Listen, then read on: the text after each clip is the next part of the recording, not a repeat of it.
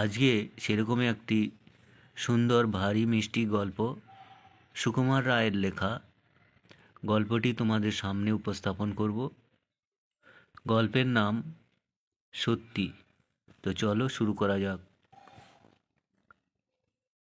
ইনি কে জানেন বুঝি? ইনি নিধিরাম পাটকেল। কোন নিধিরাম, যার মিঠাইয়ের দোকান আছে? আরে দুধ, তা কেন? নিধিরাম ময়রা নয়, প্রফেসর নিধিরাম। ইনি কি করেন? কি করেন আবার কি? আবিষ্কার করেন? ও, বুঝেছি।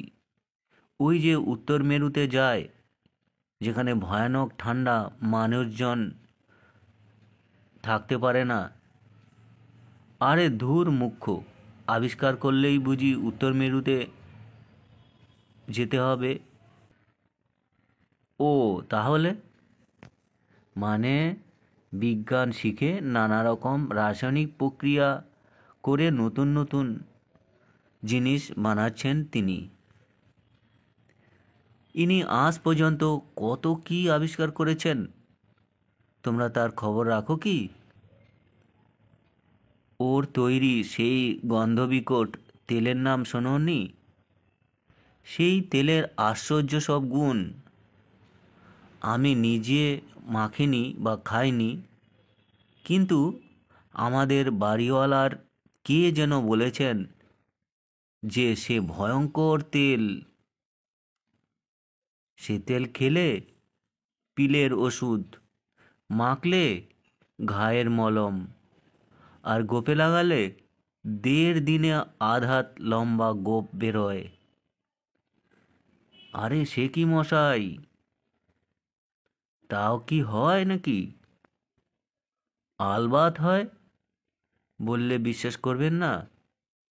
কিন্তু নন্দলাল ডাক্তার বলেছে ভুলো মিত্রের খোকাকে ওই তেল মাখিয়ে তার এত মোটা গোপ হয়ে গিয়েছিল। কি আবল তাবল বকছেন মশাই? আরে বিশ্বাস করতে না চাও বিশ্বাস করো না, কিন্তু চোখে যা দেখেছো তা বিশ্বাস করবে তো? কি কাণ্ড হচ্ছে দেখো, কি কাণ্ড হচ্ছে দেখেছো তো? ওই দেখো, নিধিরাম পাটকেলের নতুন কামান তৈরি হচ্ছে। নতুন কামান, নতুন গোলা, নতুন সব। এ কি সহজ কথা ভেবেছেন? ওই রকম আরও গোটা 50 কামান আর 1010 গোলা তৈরি হলেই উনি লড়াই করতে বেরোবেন। সব নতুন রকম হচ্ছে বুঝি? নতুন না তো কি, নতুন নতুন অথচ সস্তা। ওই দেখো কামান আর গোলা। কামানে কি আছে? নল আছে আর বাতাস ভরা হাঁপড় আছে। নলের মধ্যে গোলা ভরে খুব খানিক দম দিয়ে নিতে হয়। যেমনি হাঁপড় চেপে ধরবে তেমনি হুশ করে গোলা গিয়ে ছিটকে পড়বে আর ফট করে ফেটে যাবে। তারপর তারপরেই তো হচ্ছে আসল মজা। গোলের মধ্যে কি আছে জানো? বিচুটির আরক আছে, লঙ্কার ধোয়া আছে, ছার পোকার আতর আছে, গাঁদালের রস আছে, পচা মূলোর এক্সট্রাক্ট আছে, আরও যে কত কি আছে তার নামও আমি জানি না।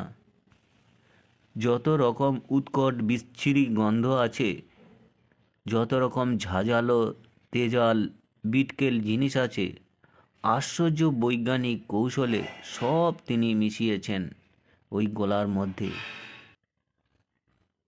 সেদিন ছোট একটা গোলা ওর হাত থেকে পড়ে ফেটে গিয়েছিল, শুনেছ তো? তাই নাকি? তারপর কি হলো? যেমনি গোলা ফাটলো অমনি তিনি চট করে একটা ধামাচাপা দিয়েছিলেন, নইলে কি হতো কে জানে। তবু দেখেছো ওষুধের গন্ধে আর ঝাঁজে প্রফেসরের চেহারা কেমন হয়ে গেছে। তার আগে ওর চেহারা ছিল ঠিক কার্তিকের মতো, মাথা ভরা কোকড়া চুল,